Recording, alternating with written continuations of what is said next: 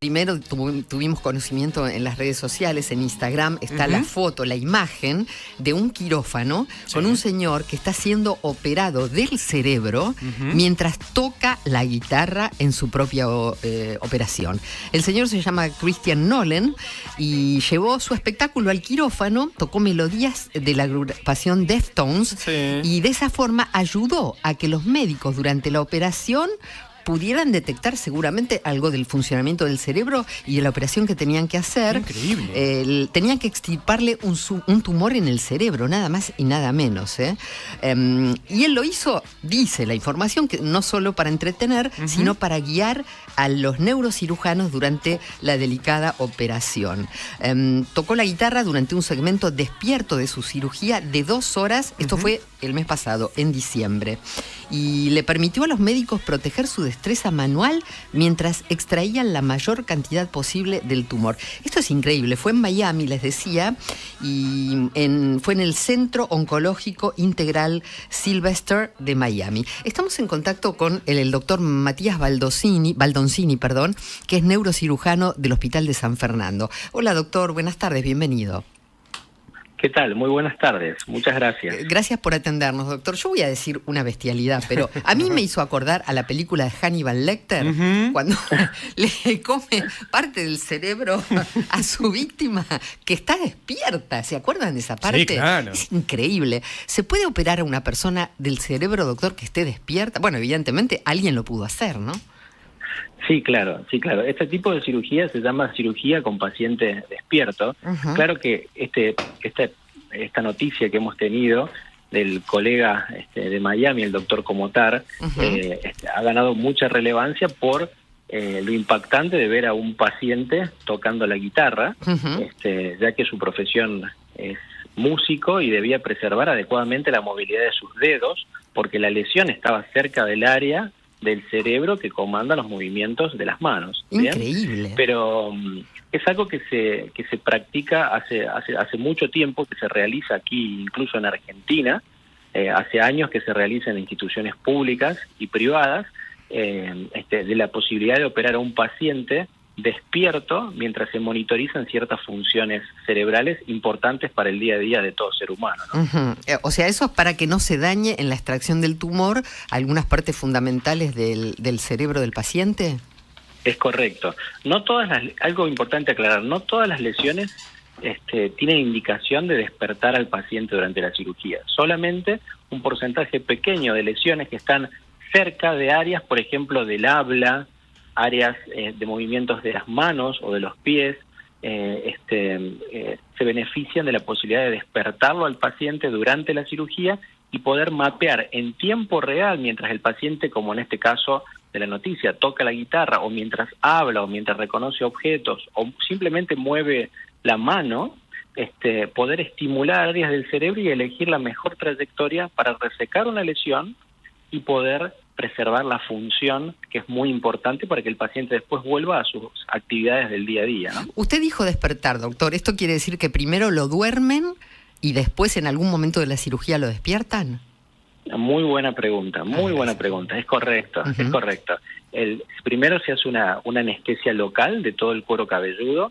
El anestesiólogo, que por supuesto son equipos de anestesiología muy entrenados para este tipo de cirugía, hace la anestesia con una medicación especial, y el paciente durante esa anestesia sigue respirando por sus propios medios, pero se encuentra en un estado de sedación profunda, ¿sí? Un estado de sedación.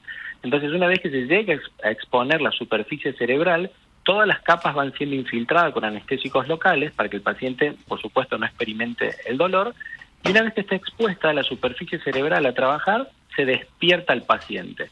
Por supuesto que no hay movimiento en el medio, ya que generalmente la cabeza se encuentra fija con un cabezal especial que genera inmovilidad durante toda la cirugía. Y el paciente se despierta, pero no siente absolutamente nada, ¿no?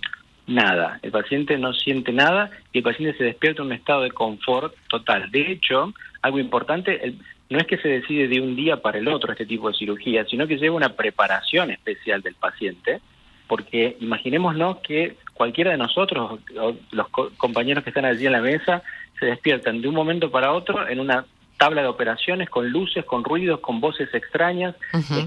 Lleva todo un proceso de preparación para que el paciente sienta confort durante esa experiencia. Claro, el paciente tiene que saber todo lo que le va a suceder y de hecho cuando se despierta recuerda lo hablado antes de ser dormido, ¿no? Es correcto. Es correcto. Ahora, de hecho, en algunas cirugías se establece un diálogo entre el paciente y el médico, por el grado de conexión que tiene el paciente. Y ahora, bueno, le voy a preguntar, doctor, algunos detalles técnicos que los que no somos médicos ni cirujanos no sabemos, pero por ahí imaginamos. Para hacer esa operación hay que extraer una parte del hueso del cráneo, ¿no? Es correcto. Ese proceso de extracción del hueso del cráneo, que es un proceso doloroso, porque tiene muchas terminaciones sensitivas, el paciente está en ese estado de sedación profunda, y no siente dolor justamente por eso. Claro. Y después, antes de cerrar esa herida, ¿lo vuelven a dormir? Es correcto. Por eso es una terminología que usamos mucho nosotros en neurocirugía, es dormido, despierto, dormido. Bueno. Justamente para el proceso de cierre. Claro. Y la otra pregunta era, usted dijo, bueno, que de alguna manera el paciente con ese, digamos, el cerebro expuesto los guía para no dañar zonas que son importantes y que es importante no tocar. ¿Puede pasar, aún con todos esos, tomando todas esas precauciones, que se toque alguna zona de esas y ustedes se dan cuenta en el momento y lo pueden revertir? Otra pregunta muy interesante. Ya puedo ser su asistente, doctor, cuando quiera. Sí, claro, totalmente. Está afilada, María. Se nota que ha leído mucho sobre el tema. Nosotros generalmente, antes de ingresar a la superficie cerebral que tenemos que trabajar o para la resección de lesión, se hace una estimulación. Tenemos un elemento que es como un estimulador que emite ondas eléctricas de muy bajo voltaje, y podemos, a través de esas ondas eléctricas, saber si el paciente tiene algún cambio.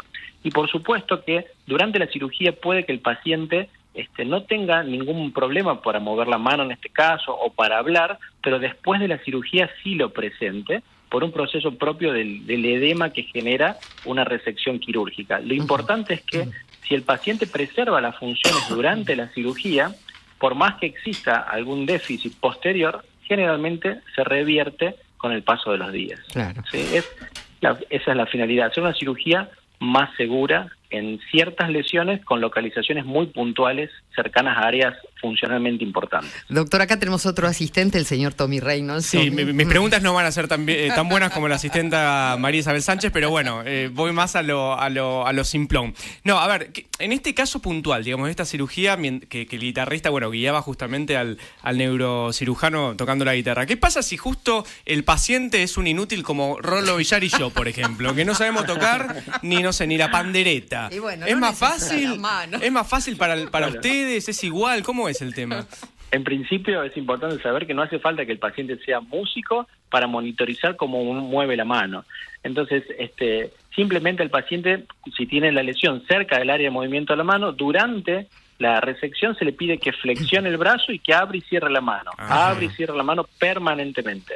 De hecho, hay dispositivos que son elementos que el paciente puede tomarlo en la mano y girarlo, rotarlo, y de hecho hace un ruido, entonces el cirujano sabe que está rotando adecuadamente y no hace falta tocar una guitarra o tener cierta habilidad para monitorizar la función motora, así tampoco como la del habla, ¿no? Podemos simplemente un paciente reconocer objetos que se le muestran a través de una computadora, monitorizar el área del habla, por ejemplo, ¿no? ¿Y antes cómo se hacía? Porque pienso en voz alta, estas preguntas son de ignorancia total, digamos, la tecnología ha avanzado un montón, la educación obviamente de ustedes los médicos, neurocirujanos también, pero extirpar un tumor cerebral, no sé, hace 10, 20, 30 años, ¿era fácil como ahora? No sé si fácil, pero ¿ameritaba el mismo esfuerzo que hoy en día? ¿Era distinto? ¿Cómo era la situación? Y muchos años atrás, cuando este tipo de tecnologías y por supuesto de anestesia y recursos tecnológicos no existían, a los pacientes con lesiones en áreas del habla, por ejemplo, se los dormía completamente, se operaba y después cuando se despertaba se analizaba qué tipo de déficit tenía. O sea, no se podía monitorear en tiempo real de alguna manera. Por lo cual el nivel de precisión era distinto, ¿no? Exacto. Todo ha ido avanzando y la medicina no ha sido ajena a ello y la neurocirugía tampoco.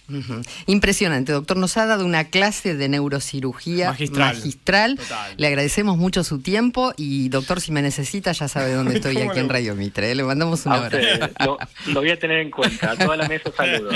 Gracias. El doctor Matías Baldoncini, neurocirujano del Hospital de San Fernando, que nos ha revelado que en definitiva también